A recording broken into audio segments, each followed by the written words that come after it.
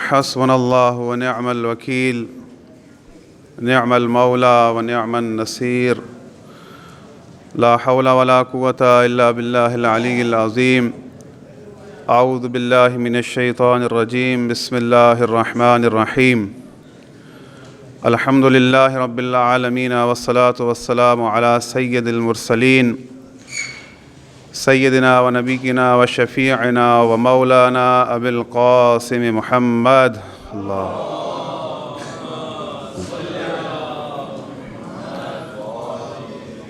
وعلى أهل بيته الطيبين الطاهرين المعصومين المظلومين ولعنة الله على أعدائهم أجمعين أما بعد فقد قال الله تبارك وتعالى في محكم كتابه المبين بسم الله الرحمن الرحيم ثم أنزل عليكم من بعد الغم أمنة نعاسا يغشى طائفة منكم وطائفة قد أهمتهم أنفسهم يظنون بالله غير الحق ظن الجاهلية يقولون هل لنا من الأمر من شيء قل إن الأمر كله لله صدق الله العلي العظيم الصلوات پڑھنے پر محمد و آل محمد.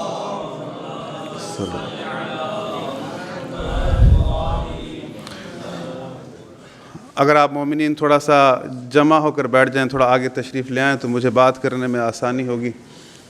اپنی توجہ میری طرف رکھیے گا. ہمارا موضوع ہے خلافت الہیہ، اور اس عنوان کے تحت یقیناً آپ نے دیکھ رکھا ہوگا کہ جو پوسٹر بنا تھا اور بھی کچھ زاویے ہیں ساتھ. میں کچھ بات کروں گا، پھر آخر میں آپ کے اگر سوال ہوں گے تو ضرور ان پہ بات کر کے آپ کی زحمتیں انشاءاللہ تمام کروں گا. ایک صلوات پڑھنے پر محمد و آل محمد صلی اللہ علیہ. کیونکہ موضوع ہمارا ہے خلافت الہیہ، اور جہاں تک آپ جانتے ہیں کہ اللہ رب العزت نے جب اپنا پہلا خلیفہ زمین پر بنایا اور فرمایا کہ وَإِذْ قَالَ رَبُّكَ لِلْمَلَائِكَةِ إِنِّي جَاعِلٌ فِي الْأَرْضِ خلیفہ، کہ میں زمین پر اپنا خلیفہ بنانے جا رہا ہوں. آپ سب یہ باتیں جانتے ہیں، سنتے ہیں. تو ملائکہ نے اعتراض کیا کہ ہمارے اللہ، تو کسی ایسے کو اپنا زمین پر خلیفہ بنائے گا جو وہاں فساد کرے گا، جو خون بہائے گا؟ تو اللہ رب العزت نے جواب دیا انی اعلم ما لا تعلمون، کہ جو میں جانتا ہوں وہ تم نہیں جانتے.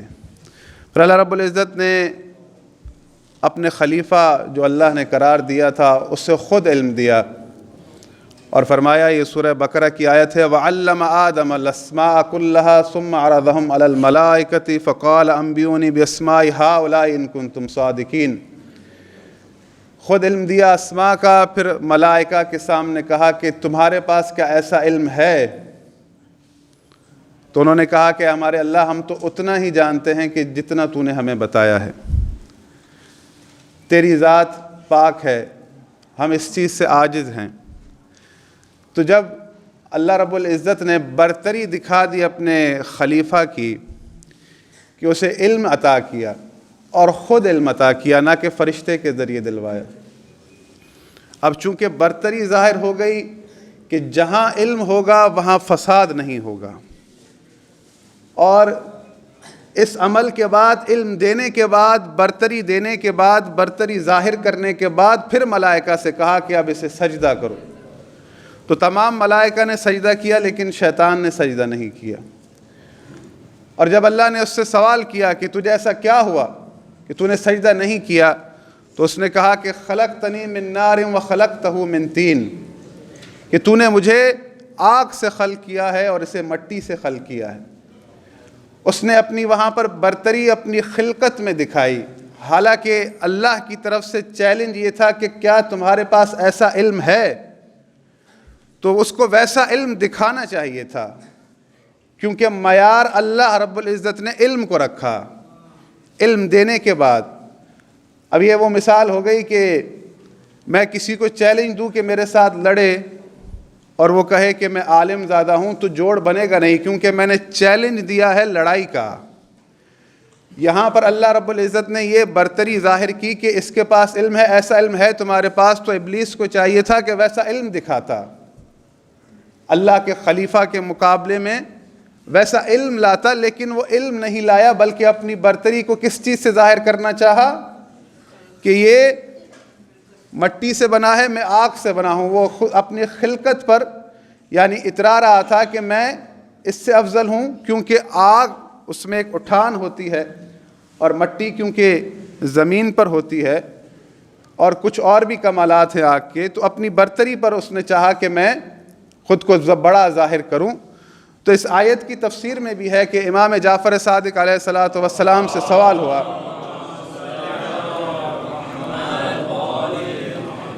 کہ مولا شیطان نے یہ بات کہی کہ میں آگ سے بنا ہوں اور یہ مٹی سے بنا ہے، تو کیا واقعی آگ افضل ہے مٹی سے؟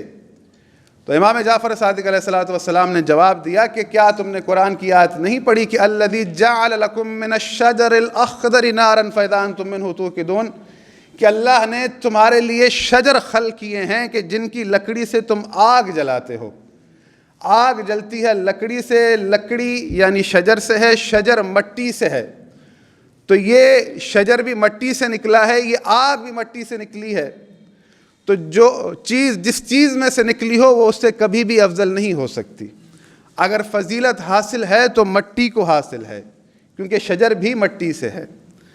لہذا اس کا یہ دعویٰ کہ میں آگ سے بنا ہوں، میں افضل ہوں، یہ دعویٰ اس کا جھوٹا دعویٰ تھا، کیونکہ آگ سے زیادہ افضل مٹی ہے، اور اس مٹی میں سے ہی در حقیقت آگ نکلتی ہے۔ بات پہنچ رہی ہے ذرا محترم؟ میں بس اپنی بات کو مختصر کروں، آگے بڑھتا چلوں۔ تو جب وہ نکالا جا رہا تھا، اسے نکال دیا اللہ رب العالمین نے اسے لعنت کر کے، تو جب وہ نکل رہا تھا تو اس نے ایک بات کہی۔ اس نے بات کیا کہی؟ کس کے لیے کہی؟ اللہ کے خلیفہ کے لیے اور اس کی نسل کے لیے۔ اس نے ایک بات کہی، میں آپ کو نمبر بتا دوں، ساتھ ساتھ نمبر بتاتا جاؤں، کیونکہ کچھ مومنین نوٹ بھی کر رہے ہیں۔ بڑی اچھی بات ہے، مجھے بڑی خوشی ہو رہی ہے کہ آپ ساتھ ساتھ اس کو نوٹ کرتے جا رہے ہیں۔ یہ سورہ نساء کی آیت نمبر 119 ہے کہ یہ ایک شیطان نے بات کہی نکلتے وقت اس نے کہا کہ وَلَأُذِلَّنَّهُمْ وَلَأُمَنِّيَنَّهُمْ وَلَآمُرَنَّهُمْ فَلَا يُبَتِّكُنَّ آذَانَ الْأَنْعَامِ، کہ میں انہیں گمراہ کرتا رہوں گا، انہیں امیدیں دلاتا رہوں گا، یہ جو صورتیں تو بناتا ہے، جو امر تو بناتا ہے، یہ اسے بدلتے رہیں گے۔ فَلَا يُبَتِّكُنَّ آذَانَ الْأَنْعَامِ، یہ جانوروں کے کان چیرتے رہیں گے۔ وَلَآمُرَنَّهُمْ فَلَا يُغَيِّرُنَّ خَلْقَ اللَّهِ، تیری خلقت میں تغییر کرتے رہیں گے، تیرے امر میں تغییر کرتے رہیں گے۔ یہ باتیں جب اس نے کہی کہ ان کو گمراہ کرتا رہوں گا، انہیں امیدیں دلاتا رہوں گا، یہ جانوروں کے کان چیرتے رہیں گے، تو جب اس نے اپنی بات کو تمام کیا تو اس کی بات کے جواب میں اللہ نے کہا کہ وَمَن يَتَّخِذِ الشَّيْطَانَ وَلِيًّا مِّن دُونِ اللَّهِ فَقَدْ خَسِرَ خُسْرَانًا مُّبِينًا، کہ جس نے بھی مجھ اللہ کی ولایت کو چھوڑ کر تیری ولایت کو اپنایا تو وہ روشن خسارے میں ہے۔ یعنی اس بات کا پتہ چل چکا کہ جب خلقت حضرت آدم ہوئی، پہلی خلافت قائم ہوئی، تو زمین پر دو طرح کی ولایتیں آ رہی تھی، ایک ولایت اللہ کی ولایت اور ایک ولایت شیطان کی ولایت۔ اس آیت کے اندر ایک نقطہ بڑا غور طلب ہے کہ شیطان نے یہ کہا کہ فَلَا يُبَتِّكُنَّ آذَانَ الْأَنْعَامِ، یہ جانوروں کے کان چیرتے رہیں گے، تو یہ جانوروں کے کان چیرنے سے مراد کیا ہے؟ اسی آیت کی تفسیر میں حدیث موجود ہے، امام جعفر صادق علیہ الصلاۃ والسلام سے سوال ہوا کہ مولا یہ شیطان نے کیا کہا کہ یہ لوگ جانوروں کے کان چیرتے رہیں گے، اس کا معنی اور مفہوم کیا ہے؟ تو امام نے جواب دیا کہ اس نے جب یہ کہا کہ یہ جانوروں کے کان چیرتے رہیں گے، تو عربی لغت میں اس کا مقصد یہ ہے کہ میں ان کو جاہلیت پر چلاتا رہوں گا۔ تو عالم لائے گا، لیکن ان کے مقابلے میں، عالم کے مقابلے میں، تیرے خلیفہ کے مقابلے میں جاہل کو لاتا رہوں گا۔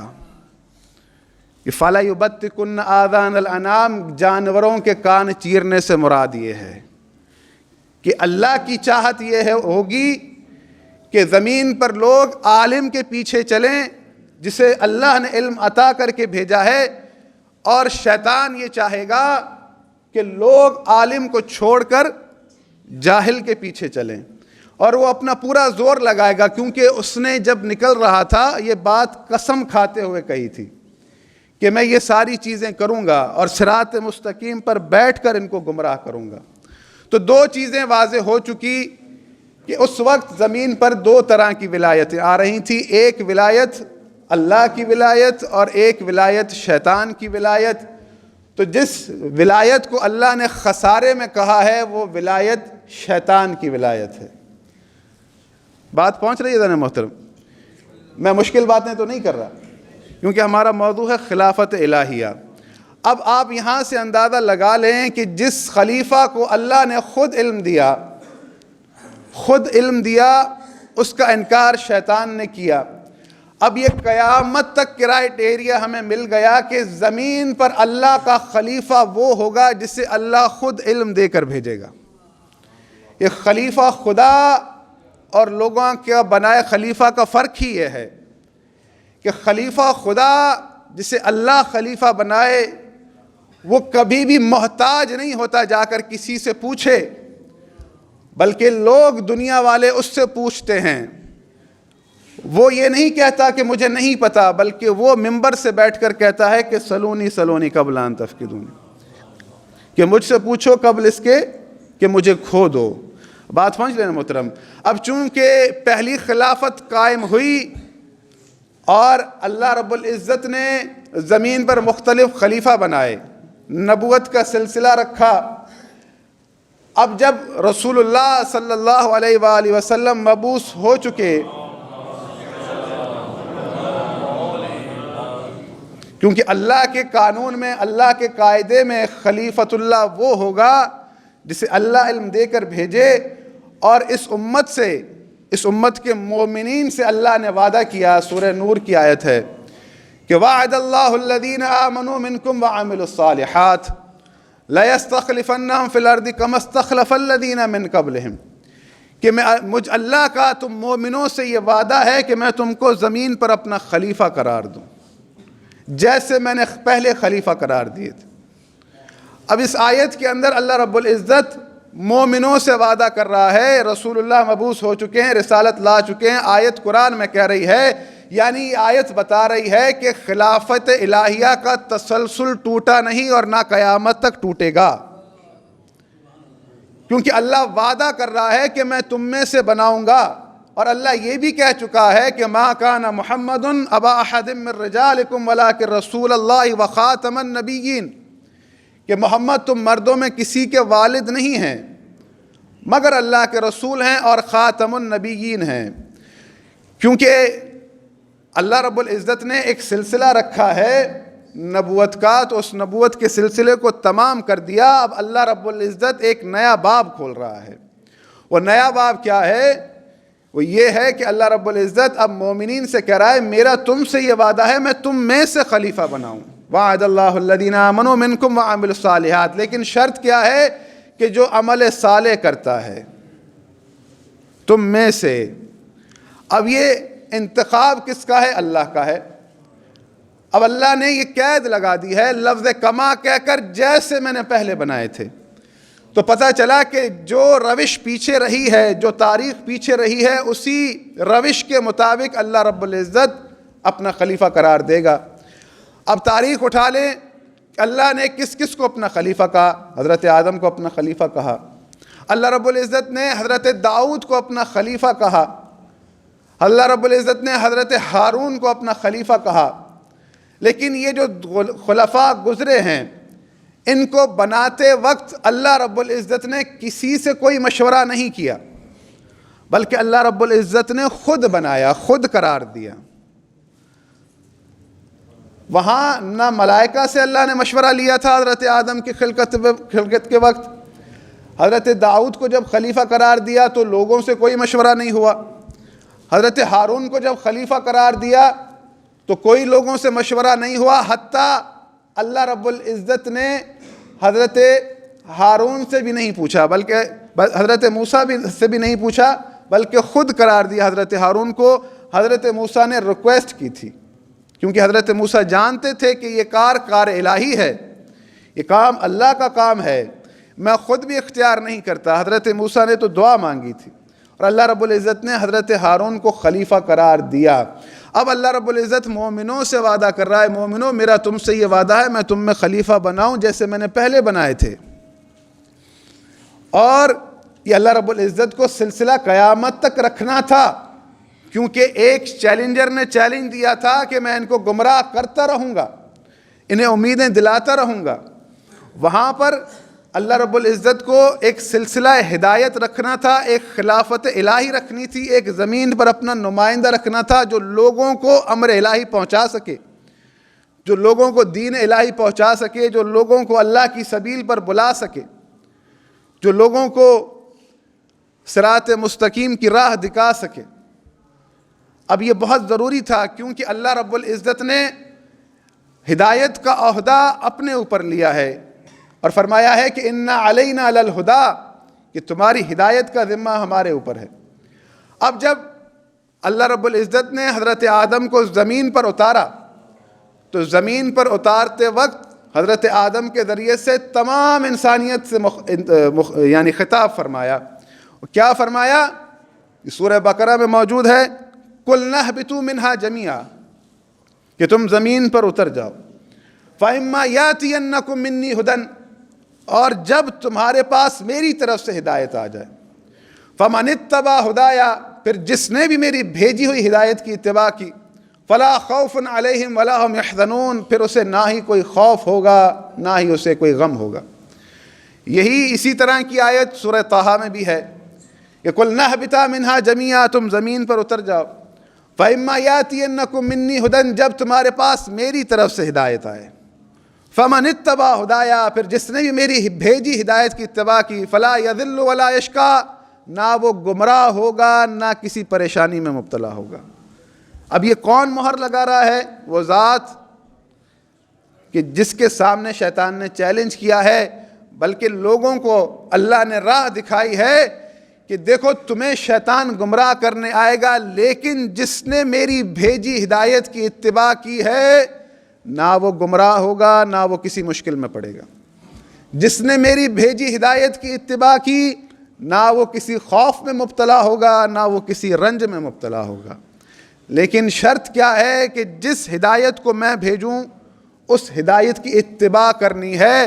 آج بھی آیت موجود ہے، تو آج بھی آیت پکار رہی ہے کہ اس بھیجی ہدایت کی اتباع کرو کہ جسے اللہ نے قرار دیا ہے۔ تو آج ہم اسے کہاں ڈھونڈیں گے، کیسے ملے گی، وہ راہ ہدایت کہاں ہے؟ تو جب ہم اسے ڈھونڈنا چاہیں گے تو یقیناً کہ وہ ذات کہ جس کو اللہ رب العزت نے رحمت للعالمین بنا کر بھیجا ہے، انہوں نے اپنی ذمہ داری پوری نبھائی ہے۔ اور اللہ رب العزت یہ فرماتا ہے، سورہ ابراہیم کی پہلی آیت ہے کہ کتاب انزلناہ الیک لتخرج الناس من الظلمات الی النور، کہ ہم نے اپنے رسول کو کتاب دے کر اس لیے بھیجا ہے تاکہ وہ لوگوں کو ظلمات سے نکال کر نور میں داخل کرے۔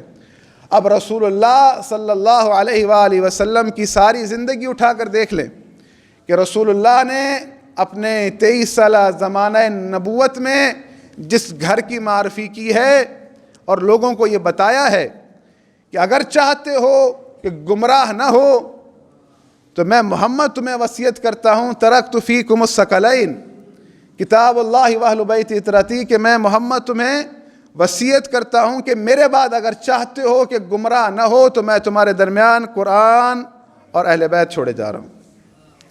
اگر تم ان سے متمسک رہو گے تو گمراہ نہ ہوگے۔ اب ضمانت کس نے دی ہے؟ ذات محمد مصطفیٰ رسول اللہ دنیا میں آئے کیوں ہیں؟ صلوات۔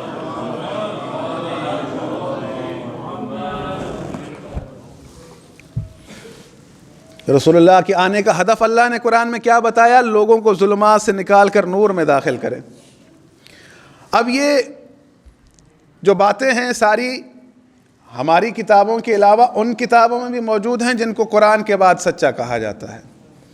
اب سوال یہ ہے کہ جو ہمارے غیر ہیں وہ ہم سے یہ کہتے ہیں کہ آپ کے پاس جو 12 امام ہیں یہ آپ کہاں سے لائے ہیں؟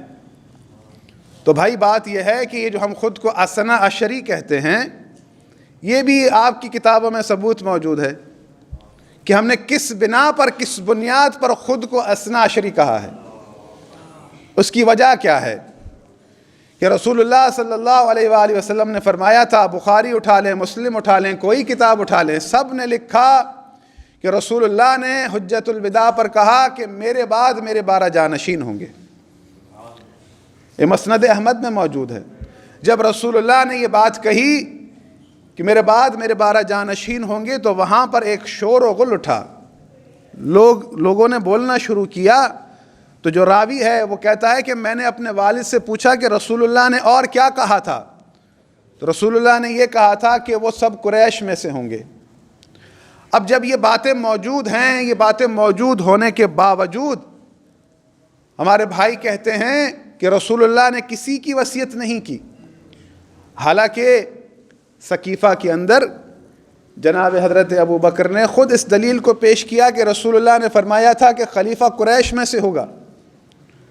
تو جب رسول اللہ یہ بتا سکتے ہیں کہ خلیفہ قریش میں سے ہوگا، تو رسول اللہ نام کیوں نہیں بتائیں گے؟ ایسا تو نہیں ہے کہ جو جس طرح سے بنتا جائے گا اسی طرح سے لوگ لکھتے جائیں گے. بھئی سوال یہ ہے کہ جب رسول اللہ نے یہ فرمایا کہ میرے 12 جانشین ہیں،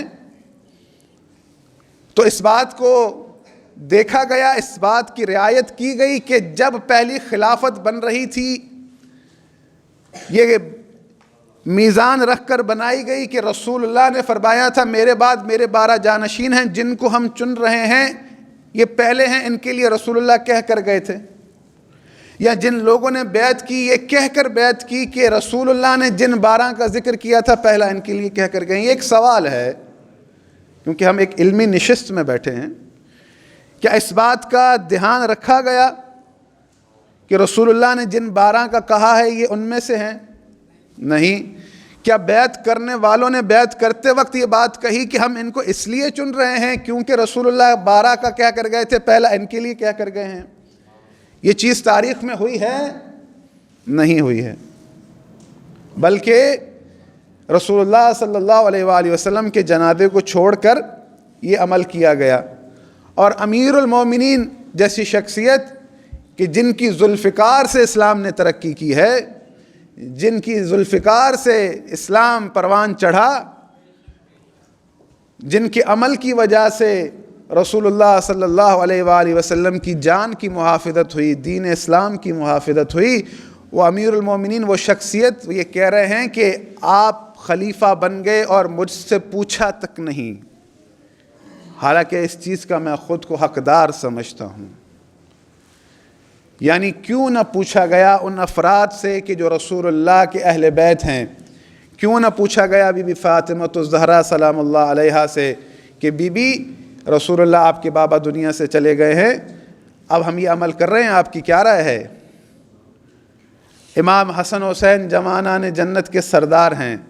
یہ عہدہ الہی عہدہ ہے، اللہ نے ان کو دیا ہے. ان سے پوچھا نہ گیا کہ اللہ رب العزت نے آپ کو اتنا بڑا عظیم عہدہ عطا کیا ہے، ہم یہ عمل کر رہے ہیں، آپ کی کیا رائے ہے؟ کسی کے پاس ہو تاریخ میں ہم دیکھیں گے، لیکن نہیں پوچھا گیا اور خلافت قائم کی گئی. اور خود ہمارے بھائی اس بات کے معترف ہیں کہ رسول اللہ نے کسی کی وصیت نہیں کی. پھر اگر کسی کی وصیت نہیں کی تو پھر وہ کون سی شخصیتیں ہیں کہ جن کے لیے رسول اللہ نے فرمایا تھا کہ میرے بعد میرے 12 جانشین ہیں؟ کیونکہ رسول اللہ نے خود اپنے ساتھ نسبت دی ان کو. اور یہی ہم نے اپنی تبلیغ میں کیا، اپنے پروگرامز میں مفتی صاحبان کے سامنے سوال رکھا، لیکن کسی نے بھی رسول اللہ کے بنائے 12 خلفاء کا نام ذکر نہیں کیا. کسی نے 4 کا ذکر کیا، کسی نے 5 کا ذکر کیا، کسی نے 8 کا ذکر کیا. حالانکہ رسول اللہ کا یہ فرمان ہے میرے 12 جانشین ہیں. ہمارے بچوں کو اسکول میں یہ پڑھایا جاتا ہے کہ مسلمانوں کے 4 خلیفہ ہیں، باقی 8 کہاں ہیں کہ جن کو رسول اللہ نے بنایا تھا؟ یعنی وہ تاریخ موجود ہے، وہ چھپائی جاتی ہے کہ جن 8 کا ذکر ہے وہ نام لیے نہیں جا سکتے. ان کا نام لیتے بھی لوگوں کو شرمندگی محسوس ہوگی. حالانکہ یہ وہ لوگ ہیں جو بعد میں بنے ہیں کہ جن کو رسول اللہ نے لعنت کی ہے، مروان و آل مروان جیسے لوگ. یہ رسول اللہ نے فرمایا تھا کہ حکم پر لعنت، اس کی پشت پر لعنت. تو آل مروان جیسے لوگ خلافت پر آ کر بیٹھے ہیں. اب ہمارا یہ کانسیپٹ ہے کہ ہمارے پاس نص کیا ہے، کہ ہمارے پاس یہ پروف موجود ہے کہ خلافت الہیہ کے لیے ایک تو آیت موجود ہے کہ اللہ کا وعدہ ہے کہ میں بناؤں گا، اور اللہ نے قید لگائی دی ہے پہلے جیسے بنائے تھے، تو اللہ نے کبھی کسی اجماع سے خلیفہ نہیں بنایا، اللہ نے اپنی مرضی سے بنایا ہے۔ اس کے بعد دوسری نص یہ ہے کہ رسول اللہ نے فرمایا میں تمہارے درمیان قرآن اور اہل بیت چھوڑے جا رہا ہوں۔ تو کسے کہہ کر گئے تھے؟ کہ آپ اور میں وہاں موجود تھے؟ نہیں، اپنے اصحاب کو کہہ کر گئے تھے، اگر تم چاہتے ہو گمراہ نہ ہو تو میں تمہارے درمیان قرآن اور اہل بیت چھوڑے جا رہا ہوں۔ اب سوال یہ ہے کہ جس خلافت الہیہ کا ہم ذکر کر رہے ہیں، کیا اس خلافت الہیہ کو کبھی کسی نے رسول اللہ سے طلب کیا؟ کیا اس کا قرآن میں ذکر ہے؟ تو جی میں آپ کو بتا دوں، یہ بخاری کی حدیث ہے، آپ کے پاس اگر اسلام 360 سافٹ ویئر ہے، اس میں لفظ مسیلمہ کذاب لکھیں گے تب بھی یہ حدیث آ جائے گی سرچ کے اندر۔ مسیلمہ کذاب اپنے ساتھیوں کے ساتھ آیا تھا، اپنی ایک جماعت کے ساتھ آیا تھا رسول اللہ صلی اللہ علیہ وآلہ وسلم کے پاس۔ حضرت عبداللہ ابن عباس راوی ہیں، وہ کہتے ہیں کہ رسول اللہ موجود تھے، مسیلمہ اپنے ساتھیوں کے ساتھ آیا، اور رسول اللہ کے ہاتھ میں ایک کھجور کی چھڑی تھی، کھجور کے درخت کی چھڑی۔ مسیلمہ نے رسول اللہ سے کہا یا رسول اللہ، آپ کو یہ کتاب جو پرنٹڈ بخاری ہے اس کے اندر بھی الفاظ موجود ملیں گے، یا رسول اللہ اگر آپ مجھے اپنے بعد اپنا خلیفہ بنا دیں تو میں اور میری جماعت ہمیشہ آپ کے مطیع و فرما بردار رہیں گے۔ یہ بات کس نے کہی؟ مسیلمہ کذاب نے رسول اللہ سے۔ کیا کہا؟ یا رسول اللہ آپ مجھے اپنا خلیفہ بنا دیں۔ تو جب اس نے یہ بات کہی تو رسول اللہ نے جواب دیا کہ جو میرے ہاتھ میں یہ چھڑی ہے، اگر تو یہ مجھ سے مانگے تو میں تجھے یہ چھڑی نہ دوں، اور خلافت تو بہت بڑی چیز ہے، اور تو مجھ سے خلافت طلب کر رہا ہے۔ خلافت کا معاملہ اللہ کے پاس ہے، اللہ جسے چاہے گا اپنا خلیفہ بنائے گا، یہ بخاری میں موجود ہے۔ اللہ جسے چاہے گا اپنا خلیفہ بنائے گا، یعنی اسے جواب مل چکا، اس نے طلب کیا۔ اگر کوئی ایسی راہ موجود ہوتی کہ لوگوں کا اختیار ہوتا تو رسول اللہ کہتے کہ اے مسلمہ، میرے بعد لوگ جس پر راضی ہوں وہ خلیفہ ہے۔ رسول اللہ نے یہ بات نہیں کہی، بلکہ رسول اللہ نے کیا کہا کہ یہ امر اللہ کا امر ہے، اس میں میرا اختیار بھی نہیں ہے۔ اگر تم مجھ سے بات کرتا ہے تو میں تو تجھے یہ چھڑی بھی نہ دوں۔ اگر تو دین سے پھر جائے گا تو اللہ تجھے عذاب کرے گا۔ تو پتہ چلا کہ مسلمہ مسلمان تھا، صحابی رسول تھا، جو رسول اللہ سے خلافت طلب کر رہا ہے۔ تو رسول اللہ کا جواب کیا تھا کہ یہ اللہ کی مرضی ہے، اللہ جسے چاہے گا بنائے گا۔ اب یہ جو میں نے سرنامہ کلام میں آپ کے سامنے آیت پڑھی، یہ سورہ نساء کی آیت نمبر 100، معذرت کے ساتھ میں آپ کو نمبر بتاتا ہوں۔ آیتیں تو میں نے بہت پڑھی ہیں، لیکن مہم چیز جو آیات ہیں وہ میں نے آپ کو بتایا، باقی معروف آیات ہیں وہ آپ سرچ میں ڈھونڈ لیں گے۔ یہ سورہ آل عمران کی آیت نمبر 153 ہے۔ اس آیت میں اللہ رب العزت فرماتا ہے کہ معذرت کے ساتھ 154 کہ ثم انزل علیکم من بعد الغم امنة نعاسا یغشی طائفة منکم وطائفة قد اہمتهم انفسهم یظنون باللہ غیر الحق ظن الجاہلیہ یقولون هل لنا من الامر من شیء۔ پھر کیونکہ یہ جنگ احد کے بعد کا واقعہ ہے کہ پھر اس خدا نے رنج و غم کے بعد نیند کی صورت میں تم پر سکون و اطمینان اتارا، جو تم میں سے ایک گروہ پر طاری ہو گئی، اور ایک گروہ ایسا تھا جسے صرف اپنی جانوں کی فکر تھی، وہ اللہ کے لیے زمانہ جاہلیت کے گمان کر رہے تھے۔ یظنون باللہ غیر الحق ظن الجاہلیہ۔ اور ایک طائفے کا اللہ ذکر کر رہا ہے، ایک طائفہ آیا آپ کے پاس، اس نے کہا کہ یقولون هل لنا من الامر من شیء۔ اس طائفے نے، اس گروہ نے آپ سے آ کر کہا کہ امر خلافت میں ہمارا کوئی حصہ ہے، کیا ہمارا بھی کوئی اختیار ہے، کیا ہمیں بھی کچھ ملنا ہے، یہ جو کچھ ہم کر رہے ہیں یہ جنگ و جدال یا جس طرح کا معاملہ ہے تو ہمارے لیے کوئی اختیار کی بات ہے کہ ہمیں بھی کچھ ملے گا آپ کے بعد، ہمیں خلافت ملے گی؟ یقولون حل لنا من الامر من شیء، اللہ رب العزت نے فرمایا قل ان الامر کلہ للہ، اے محمد ان سے کہہ دو سارا کا سارا امر اللہ کا ہے۔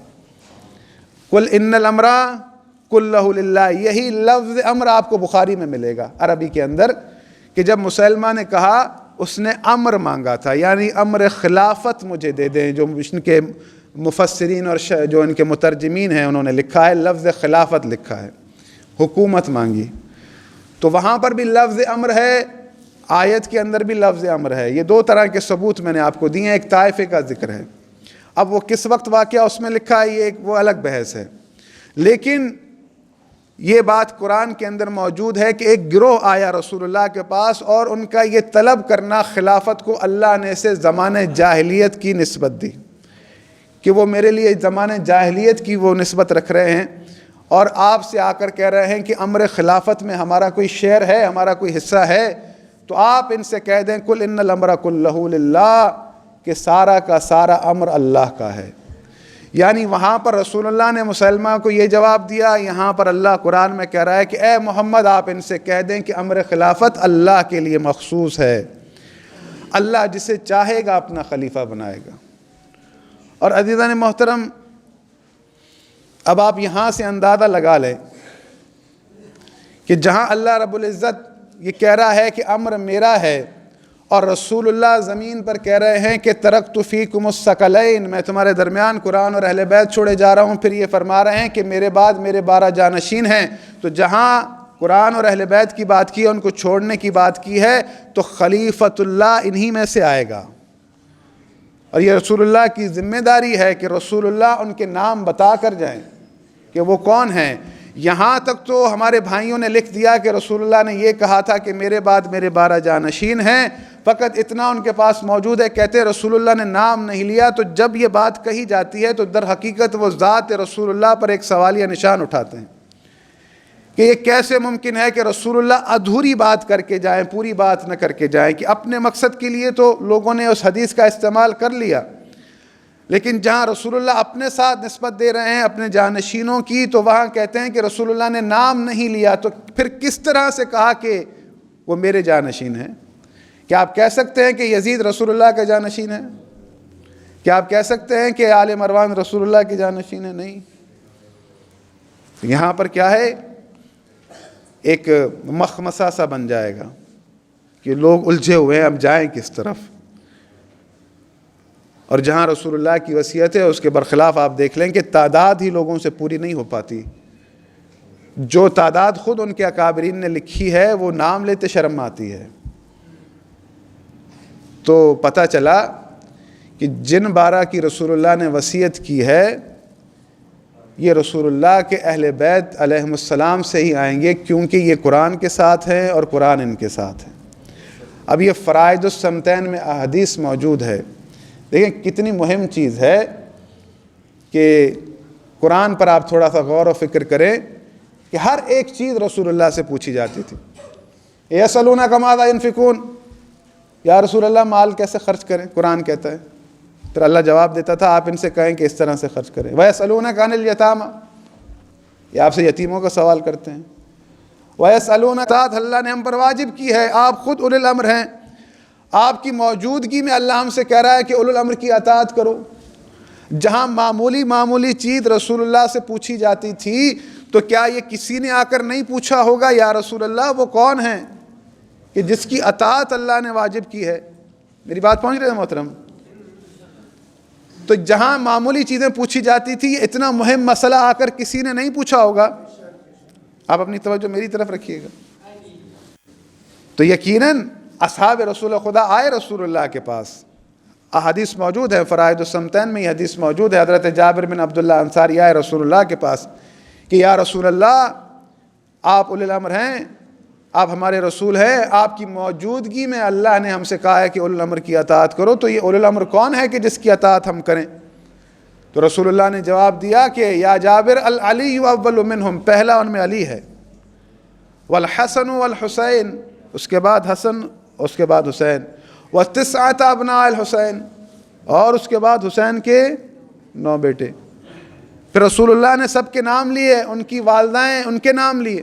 پوری حدیث موجود ہے یہ, جس کا انکار کیا جاتا ہے. حالانکہ لکھنے والا محدث کون ہے؟ اہل سنت کا. اس کو شیعہ کہہ کر ٹھکرا دیا جاتا ہے. بھئی واضح سی بات ہے کہ جو رسول کہہ رہے ہیں میرے 12 جانشین ہیں, ان پر ذمہ داری بنتی ہے کہ وہ نام بتائیں, کہ ہمیں کیسے پتہ چلے گا؟ حضرت عیسیٰ لوگوں کو نام بتا کر گئے تھے. کہ قرآن کہتا ہے کہ سورہ صف کی آیت ہے, وَإِذْ قَالَ عِيسَى ابْنُ مَرْيَمَ يَا بَنِي إِسْرَائِيلَ, جب عیسیٰ ابن مریم نے بنی اسرائیل سے کہا, اے بنی اسرائیل انی رسول اللہ, میں اللہ کا رسول ہوں, مصدقا لما بین یدی من التوراۃ, مجھ سے پہلے جو کتاب آئی ہے تورات اس کی تصدیق کرتا ہوں, موسیٰ کی تصدیق کرتا ہوں. ومبشرا برسول یاتی من بعد اسمہ احمد, اور تمہیں میں بشارت دیتا ہوں کہ میرے بعد ایک رسول آئے گا کہ جس کا نام احمد ہوگا. اب کب بتا رہے ہیں؟ 550 سال پہلے لوگوں کو بتا رہے ہیں کہ میرے بعد جو نبی آئے گا اس کا نام کیا ہوگا؟ احمد ہوگا. یعنی لوگ پریشانی میں مبتلا نہ ہوں کہ جب یہ رسول آ جائیں تو ان کی مدد کریں. تو جب رسول اللہ یہ کہہ رہے ہیں, یہ کیونکہ سنت ہے, اللہ کی سنت ہے, نبی عیسیٰ بتا کر گئے تھے نام رسول اللہ کا, قرآن میں آیت موجود ہے, تو رسول اللہ جب یہ کہہ رہے ہیں تو ان کی ذمہ داری ہے کہ وہ نام بھی بتائیں. یہی میں سوال کرتا ہوں کہ مفتی صاحب بیٹھے تھے کہ انہوں نے کہا کہ ہم بھی امام مہدی کو مانتے ہیں. تو میں نے ان سے کہا کہ آپ کو کس نے کہا امام مہدی آئیں گے؟ کہا رسول اللہ نے کہا, حدیث موجود ہے کہ رسول اللہ نے فرمایا تھا کہ آخری زمانے میں میری ذریت میں سے ایک امام آئے گا جس کا نام مہدی ہوگا. اور رسول اللہ نے کیا کہا تھا؟ رسول اللہ نے فرمایا تھا کہ جب وہ ظہور کرے, اگر پیروں کے بل نہ چل سکو تو رینگ کر بھی جانا پڑے تو خود کو اس تک پہنچاؤ, وہ تمہاری نجات اس میں ہے. اچھا, اور کیا کیا رسول اللہ نے فرمایا تھا؟ کہا احادیث بھری ہوئی ہیں. میں نے کہا کچھ بتائیں. کہا رسول اللہ نے فرمایا کہ شرق و غرب میں ایک دین نافذ کرے گا, روئے زمین پر امن قائم کرے گا, اس دنیا کو عدل سے بھر دے گا, بالکل اسی طرح جیسے ظلم سے بھر چکی ہوگی پھر عدل سے بھر دے گا. دنیا میں ایک دین نافذ کرے گا, اللہ کے امر کو غالب کرے گا, پوری دنیا پر خلافت کرے گا. یہ ساری باتیں آپ کو کس نے بتائی تھی؟ رسول اللہ نے بتائی تھی. بہت خوب, اچھی بات ہے. تو یہی تو ہم دنیا کو بتاتے ہیں کہ دیکھیں اللہ کے رسول جو دنیا میں آئے اسی لیے ہیں کہ لوگوں کو ظلمات سے نکال کر نور میں داخل کریں. انہوں نے اپنی ذمہ داری نبھائی ہے کہ ہم آخری زمانے کے لوگوں کو انہوں نے نہیں چھوڑا ہے, انہیں بتایا ہے کہ خلافت الہیہ کیا ہے. کہ آج کے جوان کو بتایا, رسول اللہ نے بتایا آج کے جوان کو کہ آج کے نوجوان تیرے امام کا نام مہدی ہے. آج کے بزرگ کو, بوڑھے کو رسول اللہ نے بتایا کہ تیرے امام کا نام مہدی ہے. آج کے بچوں کو, خواتین کو, بچیوں کو, سب کو رسول اللہ نے بتایا ہے کہ تمہارے امام کا نام مہدی ہے. یہ بات تو غیر بھی مانتے ہیں, ہمارے بھائی بھی مانتے ہیں کہ امام مہدی آئیں گے. یعنی آخری زمانے کے لوگوں کو رسول اللہ نے نہیں چھوڑا ہے, انہیں بتایا ہے کہ تمہارے امام کا نام کیا ہے. تو جب آخری زمانے کے لوگوں کی اللہ کے رسول کو اتنی فکر ہے کہ ان کو بتایا ہے کہ آخری زمانے والوں تمہارے امام کا نام مہدی ہے, تو اپنے بات کی کیوں فکر نہ ہوگی؟ بھئی ہمیں تو بتایا ہے, تو ہمارا جو امامت کو مانتا ہی نہیں غیر, وہ بھی مانتا ہے کہ امام مہدی آئے گا, وہ بھی انتظار میں ہے کہ امام مہدی آئے گا. لیکن یہ بات اس کو رسول نے بتائی, وہ یہ غور فکر نہیں کرتا کہ میں اس زمانے والا اتنا مہم تھا کہ مجھے رسول اللہ نے نہیں چھوڑا. لیکن یہ کیسے ممکن ہے کہ اپنے فوراً بعد رسول نہ بتا کر جائیں کہ میرے بعد تمہارا امام کون ہے؟ تو ہم زیادہ ضروری تھے آخری زمانے والے, یا وہ اس وقت والے زیادہ ضروری تھے؟ تو جس طرح اللہ کے رسول نے آخری زمانے کے لوگوں کو نہیں چھوڑا, اسی طرح کسی زمانے میں بھی اللہ کے رسول نے لوگوں کو نہیں چھوڑا, ان کو بتا کر گئے ہر زمانے کے لوگوں کو. اسی لیے یہ حدیث معروف ہے کہ من لم یعرف امام زمانہ مات میتۃ جاہلیہ, کہ جو بھی اپنے وقت کے امام کی معرفت کے سوا دنیا سے گیا وہ جاہلیت کی موت مر گیا. ابھی ریسنٹ ایک پوڈ کاسٹ میں میرا مناظرہ ہوا تھا, مفتی صاحب, کیونکہ تمام مفتیان کرام, علماء کرام اہل سنت کے, وہ مانتے ہیں کہ رسول اللہ نے یہ فرمایا ہے کہ جو بھی اپنے وقت کے امام کی معرفت کے سوا دنیا سے گیا امام کی بیعت کے سوا دنیا سے گیا، وہ جاہلیت کی موت مر گیا۔ انہوں نے کہا کہ میں اس بات کو نہیں مانتا۔ میں نے کہا آپ نہ مانیں، میں آپ کو آیت سناتا ہوں، لیکن افسوس نہ آیتیں پڑھنے کا کوئی فرق پڑتا ہے نہ حدیثیں سنانے کا کوئی فرق پڑتا ہے۔ جب حدیث سناتے ہیں کہتے ہیں قرآن، جب قرآن سناتے ہیں کہتے ہیں حدیث۔ وہی میں نے کہا کہ یہی جملہ کہ رسول اللہ کا یہ فرمان کہ من لم یعرف امام زمانہ مات میتۃ جاہلیہ، میں آپ کو قرآن سے دکھاتا ہوں۔ میں نے قرآن کی آیت پڑھی، سوشل میڈیا پر موجود ہے کلپ، کہ اللہ رب العزت فرماتا ہے سورہ کہف کی آیت نمبر 17 ہے کہ من یہد اللہ فہو المہتد، کہ ہدایت والا وہی ہے جسے اللہ ہدایت دے، ومن یضلل فلن تجد لہ ولیا مرشدا، اور جو گمراہ ہے اس کی نشانی یہ ہے کہ نہ اس کا کوئی ولی دیکھو گے نہ اس کا کوئی مرشد دیکھو گے۔ آیت موجود ہے۔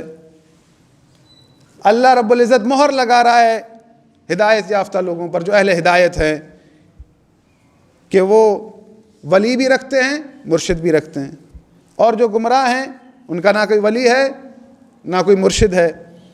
اب اگر سوال ہوتا ہے، مجھ سے سوال ہوا، مفتی فضل ہمدرد نے کیا، آپ کے وقت کا امام کون ہے؟ میں نے کہا میرا امام مہدی ہے۔ میرے برابر مفتی صاحب تھے، انہوں نے کہا میرا کوئی امام نہیں، اللہ کہتا ہے کہ جو گمراہ ہے اس کی نشانی یہ ہے نہ اس کا ولی دیکھو گے نہ مرشد دیکھو گے۔ اب میں فٹ کروں نہ کروں، فٹ ہوتی ہے بھائی، کیونکہ اللہ کہہ رہا ہے، اس آیت کی تفسیر میں موجود ہے، ائمہ سے ہے۔ سوال ہوا امام جعفر صادق علیہ الصلوۃ والسلام سے،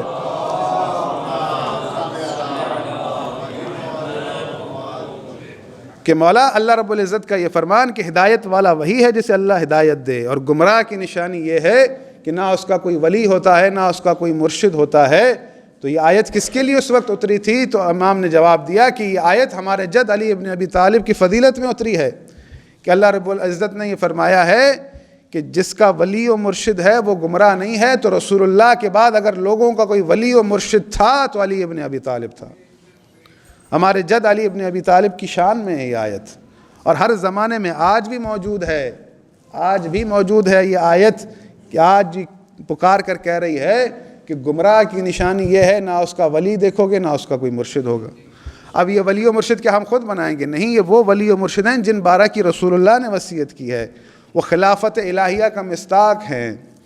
اب یہاں پر میں آپ کو ایک اور آیت سناتا ہوں کہ اللہ رب العزت نے، کیونکہ سب سے گمراہ تر شخص وہ ہے جسے سب چیز کا پتہ چل جائے اور وہ انکار کرے، اور اللہ رب العزت نے یہ فرما دیا ہے کہ وَمَن يُشَاقِقِ الرَّسُولَ مِن بَعْدِ مَا تَبَيَّنَ لَهُ الْهُدَىٰ وَيَتَّبِعْ غَيْرَ سَبِيلِ الْمُؤْمِنِينَ، کہ جو بھی حق بات معلوم ہونے کے بعد، سیدھا رستہ معلوم ہونے کے بعد میرے رسول کی مخالفت کرے گا، وَيَتَّبِعْ غَيْرَ سَبِيلِ الْمُؤْمِنِينَ، اور سبیل مومنین کو چھوڑ کر کسی اور سبیل پر چلے گا، وَيَتَّبِعْ غَيْرَ سَبِيلِ الْمُؤْمِنِينَ نُوَلِّهِ مَا تَوَلَّىٰ وَنُصْلِهِ جَهَنَّمَ، سبیل مومنین کو چھوڑ کر کسی اور ڈگر پر چلے گا تو میں چلنے دوں گا اور روز محشر اسے جہنم میں ڈال دوں گا، وساعت مسیرہ، اور وہ بڑی بری جگہ ہے۔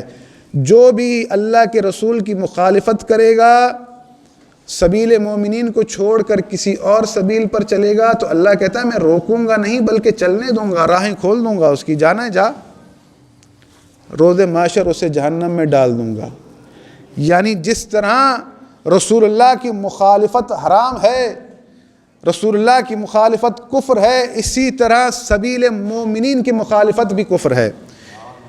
یہ سبیل مومنین کیا ہے؟ اللہ ہم سے یہ کہہ رہا ہے کہ سبیل مومنین کی اتباع کرو۔ بطور مومن، ہم مومن ہیں، ہمیں سبیل مومنین کی اتباع کرنی ہے۔ اگر ہم نے اس سبیل کو چھوڑ کر کوئی اور راہ بنا لی تو اللہ کہتا ہے جس راہ پر چلو گے چلنے دوں گا، روز محشر جہنم میں ڈال دوں گا۔ ہمیں نہ رسول اللہ کی مخالفت کرنی ہے نہ سبیل مومنین کو چھوڑنا ہے۔ پتہ چلا کہ رسول اللہ کے بعد کوئی ایسی سبیل ہے مومنین کی کہ جس کی اطاعت و فرما برداری واجب ہے، اگر ان کی راہ سے دور چلے گئے تو اللہ روکے گا نہیں اگر نئی راہ کوئی بنائے گا۔ تو کیا اس سبیل مومنین سے مراد ہم سب لوگ ہیں؟ نہیں، بلکہ ہم نے تو اس سبیل کو فالو کرنا ہے۔ تو اس آیت کی بہترین تشریح خود ائمہ علیہم السلام فرما رہے ہیں۔ وہ فرماتے ہیں کہ رسول اللہ کا یہ آیت کہ اللہ کہہ رہا ہے کہ جو سبیل مومنین کو چھوڑ کر کسی اور سبیل پر جائے گا تو سبیل مومنین کے امیر المومنین علی ابن ابی طالب ہیں۔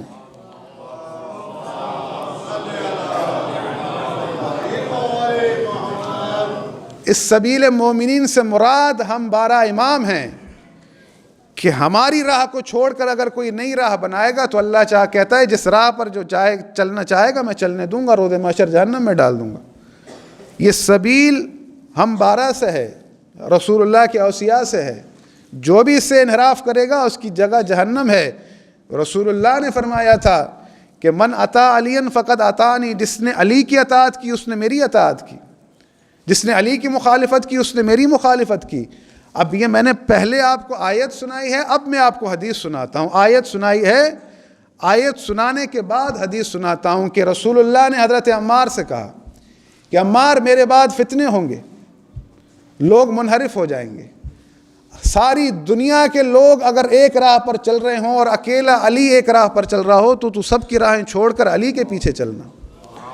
یعنی در حقیقت اس آیت کا مفہوم اللہ کے رسول سمجھا رہے ہیں اپنے صحابی کو کہ دیکھو ساری دنیا کے لوگ اگر ایک راہ پر چل رہے ہوں اور اکیلا علی ایک راہ پر چل رہا ہو تو آج بھی ہمارے لیے موجود ہے کہ ہمیں اللہ کی خلیفہ کے پیچھے چلنا ہے، کیونکہ اللہ رب العزت کہتا ہے کہ جس کا ولی و مرشد نہیں ہے وہ گمراہ ہے۔ اب کیونکہ جن 12 کو رسول اللہ نے وصیت کر کے بنایا ہے اللہ رب العزت کے امر سے، ان 12 سے لوگوں نے دشمنی کی ہے۔ یہ خدا کی قسم اگر ان کا نام رسول اللہ نے نہ لیا ہوتا کہ کوئی حکومت ان کو ٹچ بھی نہ کرتی۔ امام علی کو قتل کیا گیا کیونکہ رسول اللہ نے ان کا نام لیا تھا، امام حسن کو زہر دیا گیا کیونکہ رسول اللہ نے ان کا نام لیا تھا، یہ میرا وصی ہے جانشین ہے۔ امام حسین کو قتل کیا گیا کربلا کے میدان میں اس لیے کہ رسول اللہ نے ان کا نام لیا تھا۔ تمام ائمہ کو زہر دیا گیا زندانوں میں رہے حکومت کی طرف سے کیونکہ وہ حکومتیں جانتی تھی کہ اللہ کے رسول ان کا نام لے کر گئے، ہمارا نام لے کر نہیں گئے۔ یہ دشمنی تھی ہی اسی لیے، یہ زندانوں میں ڈالنا، یہ زہر دینا، یہ سب تھا ہی اسی لیے کہ رسول اللہ نے ان کی وصیت کی تھی، نام لے کر گئے تھے۔ اگر رسول اللہ امام حسین کا نام نہ لیتے کوئی فرق نہیں پڑتا، کچھ نہ کرتے لوگ، ایسے تو کوئی کسی کا دشمن نہیں ہوتا۔ کیوں لوگ رسول اللہ کے اہل بیت کے دشمن ہو گئے کہ جن کی وصیت رسول اللہ نے کی ہے؟ کیوں؟ یہ خلافت الہیہ کے مصداق ہے۔ اب سوال یہ ہے کہ جن کو اللہ نے اپنا خلیفہ بنایا ہے تو اللہ نے پھر ان کی مدد کیوں نہیں کی؟ وہ تنہا کیوں رہ گئے؟ ایک سوال ہے۔ اللہ نے انہیں غلبہ کیوں نہیں دیا؟ حکومت یزید جیسے کو کیسے مل گئی؟ جو لوگ ساری زندگی رسول اللہ سے لڑتے رہے، بڑے بڑے لشکر لے کر آتے تھے آخر وقت تک، لیکن جب رسول اللہ کو غلبہ مل چکا لوگوں نے کلمہ پڑھ لیا، جو باقی رہتے تھے بچے کچے، پھر وہی لوگ پھر مسلمانوں کے خلیفہ بھی بن گئے۔ بھئی سوال یہ ہے کہ اللہ رب العزت یہ فرماتا ہے فَلَوْ شَاءَ لَهَدَاكُمْ أَجْمَعِينَ، اگر میں چاہتا تو تم سب کو ہدایت پر جمع کرتا، لیکن میں نے ایسا نہیں کیا۔ إِنَّا هَدَيْنَاهُ السَّبِيلَ إِمَّا شَاكِرًا وَإِمَّا كَفُورًا، یہ ہدایت کی سبیل ہے، اس پر چل کر جو چاہے اللہ کا شاکر بندہ بن جائے اور جو چاہے انکار کر کے کافر بن جائے۔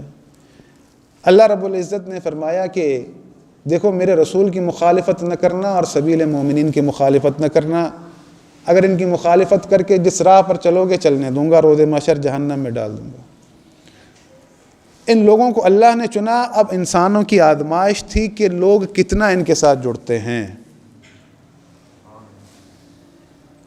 امیر المومنین کی وصیت رسول اللہ نے کی تھی اور امیر المومنین خاموش تھے، ان کو کوئی ٹینشن نہیں تھی۔ امیر المومنین نے کوئی جلد بازی کا مظاہرہ نہیں کیا کہ فوراً کسی مقام پر چلے گئے، کسی گھر کا انتخاب کیا اور جا کر لوگوں کو جمع کیا کہ پہلے میری بیعت کر لو، رسول اللہ کے جنازے کو چھوڑا۔ امیر المومنین کو کوئی ٹینشن نہیں تھی، انہیں پتہ تھا کہ اللہ کے رسول میرے بارے میں کہہ کر گئے ہیں اب جو آئے گا اللہ اس سے راضی ہوگا، اور جو میرے پاس نہیں آئے گا تو اللہ اس پر غضبناک ہوگا۔ اللہ کا یہ وعدہ ہے، اللہ نے خود کو جبرن نہیں منوایا تو اپنے ولی کو جبرن کیسے منوائے گا؟ اس پچھلے نقطے کی طرف جانا چاہ رہا ہوں کہ جو ہمارا بڑا جانی دشمن ہے ہم اسے بھول جاتے ہیں، شیطان۔ اس نے کہا تھا میں انہیں گمراہ کرتا رہوں گا، انہیں امیدیں دلاتا رہوں گا۔ اللہ علم کو لانا چاہے گا، اللہ عالم دے گا، اور یہ اب کوئی کمپیریزن ہے امام حسین کا یزید کا؟ نہیں، کوئی کمپیریزن نہیں ہے۔ تو سوال یہ ہے کہ پھر یزید مسلمانوں کا خلیفہ کیسے بن گیا؟ بات یہ ہے کہ لوگوں نے خود چاہا، یہ ہمیں چاہیے نہیں، اپنے اختیار سے اہل بیت رسول اللہ کا خلیفۃ اللہ کا انکار کیا۔ بات سمجھ رہے ہیں محترم؟ اللہ نے تو وعدے پیغام دے دیا تھا۔ اب یہ کیونکہ ہماری بات طویل نہ ہو، آپ تھکے تو نہیں ہیں؟ دیکھیں کچھ پروف ایسے ہیں قرآن کے اندر جن کو اکثر بیان نہیں کیا جاتا۔ یہ چیزیں مرحلہ وار ہوتی رہی۔ رسول اللہ ممبرس پر بیٹھے ہیں اور لوگوں کو اللہ کا دین پہنچا رہے ہیں، اور اللہ رب العزت اس منظر کو بیان کر رہا ہے کہ کچھ لوگ ایسے تھے کہ رسول اللہ کے سامنے بیٹھے ہیں۔ سورہ مجادلہ کی آیت ہے کہ الم تر الی الذین نہوا عن النجوى ثم يعودون لما نہوا عنہ ويتناجون بالاسم والعدوان ومعصیۃ الرسول، کہ محمد آپ ان لوگوں کی طرف نہیں دیکھتے کہ جن کو ہم نے منع کیا ہے کہ کانوں میں سرگوشیاں نہ کریں، باوجود منع کرنے کے کرتے ہیں۔ رسول اللہ منبر پر بیٹھے ہیں، ایک بات کر رہے ہیں، آپس میں کانوں میں باتیں کر رہے ہیں، یہ بات تو ہم نہیں مانیں گے۔ کانوں میں ایک دوسرے سے کہہ رہے ہیں یہ جو رسول کہہ رہے ہیں یہ ہم نہیں مانیں گے۔ کیا نہیں مانیں گے؟ کس چیز کی نافرمانی، کس چیز کی سرگوشیاں ہوتی ہیں؟ وہ بالاسم، گناہ کی، والعدوان، دشمنی کی، ومعصیۃ الرسول، اور اے رسول آپ کی نافرمانی کی۔ رسول اللہ کے سامنے بیٹھ کر لوگ رسول اللہ کی نافرمانی کی باتیں کرتے تھے۔ آپ کو کہیں تاریخ میں نہیں ملے گا رسول اللہ نے کبھی کسی کا بازو پکڑا ہو، باہر نکل، تو میرے سامنے بیٹھ کر میری مخالفت کر رہا ہے۔ سورہ نساء آیت نمبر 81 کہ وَيَقُولُونَ طَاعَةٌ، یہ اپنے منہ سے کہتے ہیں کہ آپ کی فرما برداری دل سے منظور ہے۔ فَإِذَا بَرَزُوا مِنْ عِنْدِكَ بَيَّتَ طَائِفَةٌ مِّنْهُمْ غَيْرَ الَّذِي تَقُولُ، اور جب آپ کے قریب سے اٹھ کر چلے جاتے ہیں، اپنے گھروں میں جاتے ہیں، تو آپ کی باتوں کے خلاف باتیں کرتے ہیں۔ وَاللَّهُ يَكْتُبُ مَا يُبَيِّتُونَ، اور یہ جو باتیں کرتے ہیں میں اللہ لکھ لیتا ہوں۔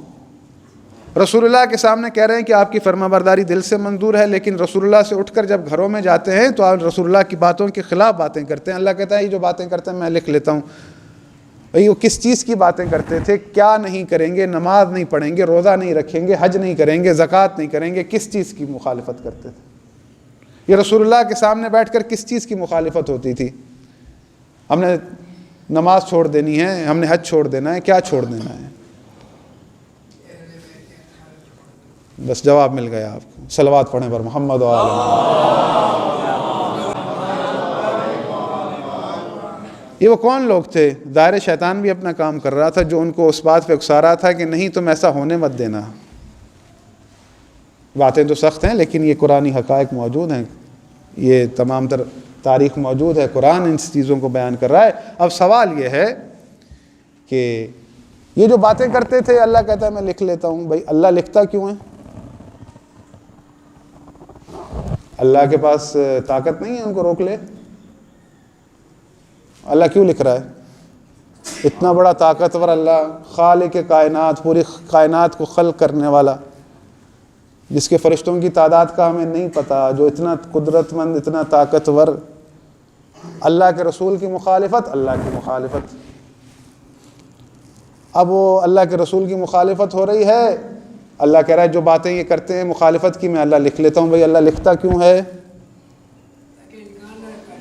بھئی اللہ کوئی فرشتوں کی فوج ہی بھیج دیتا، تلواریں آ کے لے کر آتے، ان کو لوگوں کو مار دیتے، یا اللہ ان کو موت ہی دے دیتا، موت کے فرشتے کو کہتا جائے ان کو موت دے دے۔ اللہ نے موت نہیں دی ان کو، کیوں نہیں دی؟ فقط لکھ کیوں لیا؟ کوئی اللہ نے طاقت کا استعمال نہیں کیا۔ ہاں اللہ کہہ رہا ہے میں لکھ لیتا ہوں۔ اب سوال یہ ہے اللہ اتنا قدرت مند ہونے کے باوجود بھی ان کو روک نہیں رہا پھر یہ ہم سے سوال ہوتا ہے علی فاتح خیبر تھا، علی شیر خدا تھا، علی کے گھر پر حملہ ہوا، علی نے کیوں کچھ نہ کیا؟ پہلے آپ یہ بتائیں کہ اللہ نے کیوں کچھ نہ کیا؟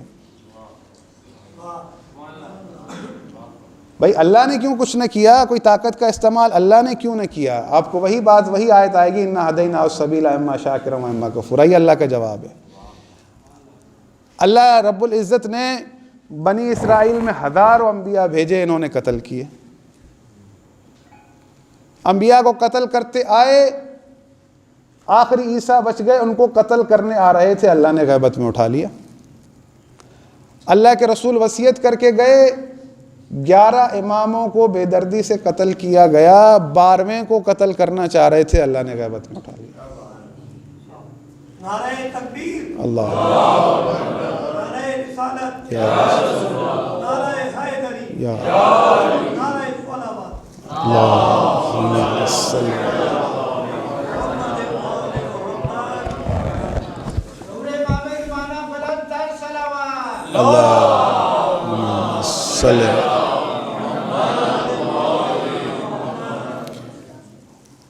وہاں بھی اللہ نے طاقت کا استعمال نہیں کیا، انبیاء قتل ہو رہے تھے، یہاں پر بھی اللہ نے طاقت کا استعمال نہیں کیا، بلکہ اللہ دیکھ رہا تھا کہ کون میری حجت کا ساتھ دیتا ہے۔ حضرت عیسیٰ کو جب قتل کرنے آ رہے تھے تو انہوں نے احساس کیا فلما احس عیسیٰ منہم الکفر قال من انصاری الی اللہ، عیسیٰ اللہ کے نبی ہیں، معجزات جانتے ہیں آپ کہ اللہ ان کے لیے کہتا ہے کہ وَيَسْتَخْلُقُ مِنَ الطِّينِ كَهَيْئَةِ الطَّيْرِ فَأَنفُخُ فِيهِ فَيَكُونُ طَيْرًا بِإِذْنِ اللَّهِ، کہ وہ مٹی کے پرندے بناتے تھے، پھر پھونک مارتے تھے، اڑ جاتے تھے۔ وَأُبْرِئُ الْأَكْمَحَ وَالْأَبْرَصَ بِإِذْنِهِ، نابیناؤں کو بینائی دیتے تھے، برص کے مریضوں کو شفا دیتے تھے۔ وَيَسْتُخْرِجُ الْمَوْتَى بِإِذْنِهِ، مردہ کو زندہ کرتے تھے۔ یہ کمالات تھے حضرت عیسیٰ کے، یہ کمالات ہونے کے باوجود قرآن کہتا ہے فَلَمَّا أَحَسَّ عِيسَىٰ مِنْهُمُ الْكُفْرَ قَالَ مَنْ أَنصَارِي إِلَى اللَّهِ، جب انہوں نے احساس کیا کہ منکر ان کو قتل کرنے آ رہے ہیں تو انہوں نے ایک ندا بلند کی قال من انصاری الی اللہ، کون ہے میرا مددگار، کون ہے اللہ کا طرفدار۔ بھائی پہلے تو ایک نبی مردہ زندہ کر رہا تھا، اب اس کو کوئی قتل کرنے آ رہا ہے، وہ لوگوں سے مدد طلب کر رہے ہیں۔ تو جو نبی مردہ زندہ کر سکتا ہے کیا اپنے قاتل کو موت نہیں دے سکتا باذن اللہ؟ اگر حضرت عیسیٰ چاہتے جو ان کو قتل کرنا آ رہے تھے، کہتے کہ تمہیں موت آ جائے، تو خدا کی قسم آ جاتی، باذن اللہ موت آ جاتی، لیکن انہوں نے معجزے سے ان کو قتل نہیں کیا، بلکہ کیا ندا لگائی قال من انصاری الی اللہ، کون ہے میرا مددگار، کون ہے اللہ کا طرفدار۔ تو ندا آئی قال الحواریون نحن انصار اللہ، عیسیٰ کے حواریوں نے کہا ہم ہیں اللہ کے مددگار، مدد کریں گے عیسیٰ کی، اور خود کو کہہ رہے ہیں ہم ہیں اللہ کے مددگار۔ تو یہی اسی طرح سے خلیفۃ اللہ نے کربلا میں کہا کہ حل من ناصر ینصرنا، امام حسین نے کربلا کے میدان میں کہا کہ کون ہے میرا مددگار، تو حضرت امام حسین چاہتے تو معجزے سے لشکر یزید کو موت دے سکتے تھے، کیونکہ افضل ہیں عیسیٰ سے، ان سے زیادہ معجزات رکھتے ہیں، لیکن انہوں نے ندا کیا بلند کی حل من ناصر ینصرنا، جہاں جس طرح اللہ عیسیٰ کے وقت دیکھنا چاہ رہا تھا میرے عیسیٰ کے ساتھ کون ہے، اسی طرح اللہ اس وقت دیکھنا چاہتا تھا میرے حسین کے ساتھ کون ہے، میرے خلیفہ کے ساتھ کون ہے، تم نے جو خلیفہ بنایا ہے تم تو اس کے ساتھ ہو، اللہ یہ دیکھنا چاہتا تھا میں نے جسے خلیفہ بنایا اس کے ساتھ کون ہے۔ مولا علی کے وقت اللہ دیکھنا چاہتا تھا کہ میرے خلیفہ کے ساتھ کون ہے، امام حسن کے وقت اللہ دیکھنا چاہتا تھا میرے خلیفہ کے ساتھ کون ہے، آج اس زمانے میں اللہ دیکھنا چاہ رہا ہے میرے خلیفہ کے ساتھ کون ہے، میرے وعدے پر لوگ کتنا انتظار کر رہے ہیں۔ امام اگر غیبت میں بھی ہیں تو میرے وعدے پر کس قدر ان کے اندر صبر ہے، اور اللہ رب العزت نے فرمایا ہے، دیکھو جنت جو ہے بڑی آسان بیچی جاتی ہے، اللہ رب العزت فرماتا ہے ام حسبتم ان تدخلوا الجنت ولما یعلم اللہ الذین جاہدوا منکم ویعلم الصابرین، کہ تم یہ گمان کرتے ہو کہ تم میری جنت میں چلے جاؤ گے، ابھی تو میں نے تم میں یہ دیکھا ہی نہیں ہے کہ تم میں جہاد کون کرتا ہے اور تم میں صبر کس نے کیا ہے،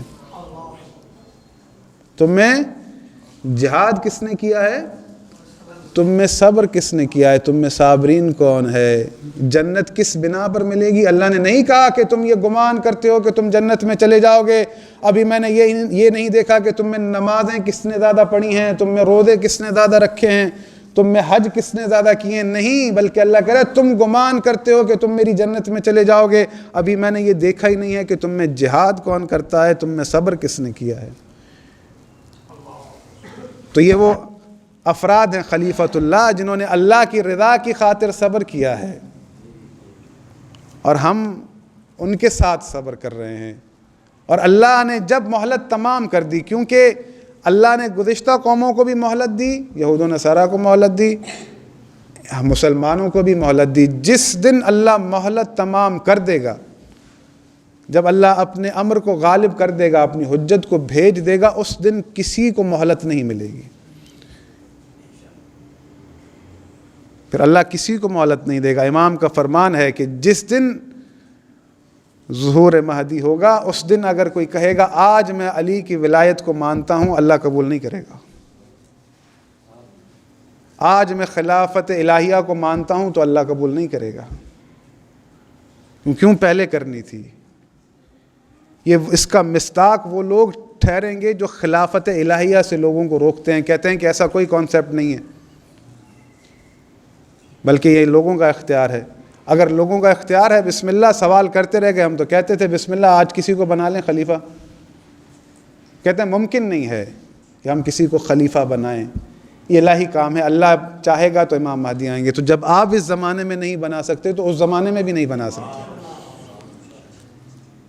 تو یہ جو چیز آج آپ کے لیے ناممکن ہے، یہ اس وقت بھی ناممکن تھی، کیوں؟ اس وقت مہلت تھی۔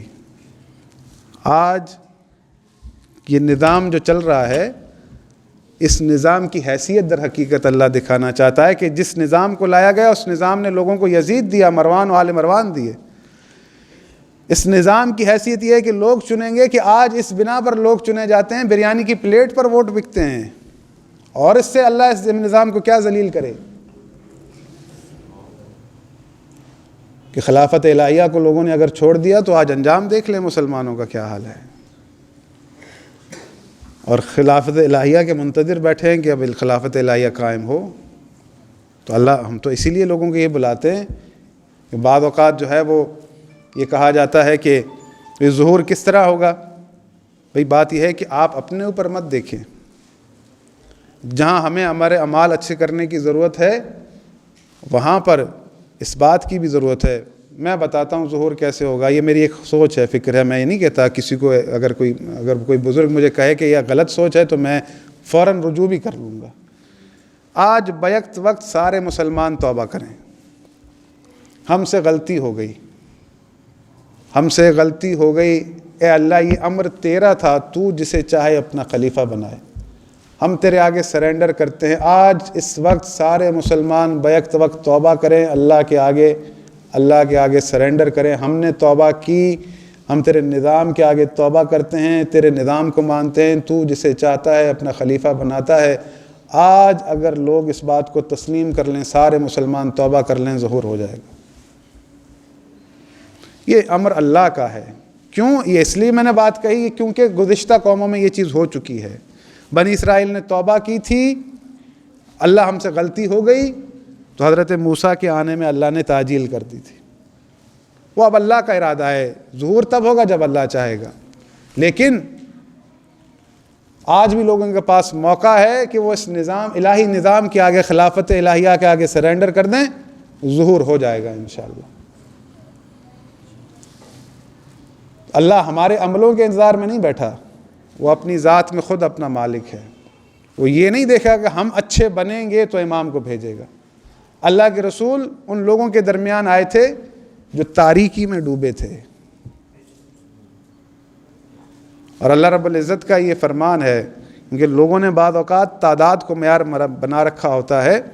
بس آخری بات آپ کی زحمت تمام کروں گا، فقط قرآن کے اس چھوٹے سے سورہ پر لوگ غور و فکر کرتے، سارے مسئلے حل تھے۔